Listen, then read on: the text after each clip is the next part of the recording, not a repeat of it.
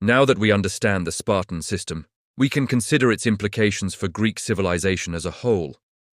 If I asked you, what form of government did Sparta have, you might find it surprisingly difficult to answer. Despite what we might expect, many Greeks considered the Spartan government to be a kind of democracy.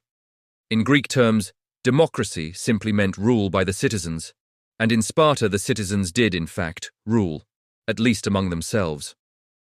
Of course, from the viewpoint of the helots, Sparta was anything but democratic, but helots were not citizens. In the Greek world, only citizens mattered. Another important issue concerns the meaning of freedom in Greek society. To us, freedom implies that individuals are largely left alone to do as they wish, provided they do not violate the rights of others. By this definition, Spartans were not free at all.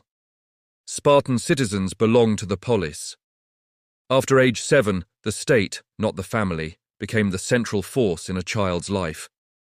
The only reason adult Spartans were permitted to marry and have children was to ensure a future supply of soldiers. To a Greek, however, a person was free if he was a citizen of a free polis. Freedom meant participating in public life, helping guide and strengthen the community. But this political privilege came with an expectation. A citizen must place the interests of the polis above his own. In exchange for the right to participate, he accepted the obligation to serve. All Greek city-states expected this kind of devotion, but Sparta carried it farther than anyone else. It is worth noting that many Greeks, including intellectuals, admired the Spartan system. They believed Sparta came closer than any other polis to achieving the ideal community. This is important to remember if you are tempted to imagine Greek city-states as free societies in the modern sense. They were not. Although Greek polis lacked absolute monarchs, all meaningful activity existed to serve the community, not the individual. Any pursuit that did not contribute to the polis was seen as worthless, improper, or even immoral.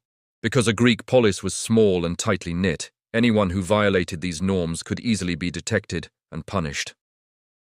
The result was a society where civic duty, discipline, and loyalty to the community overshadowed nearly all personal concerns, nowhere more intensely than in Sparta.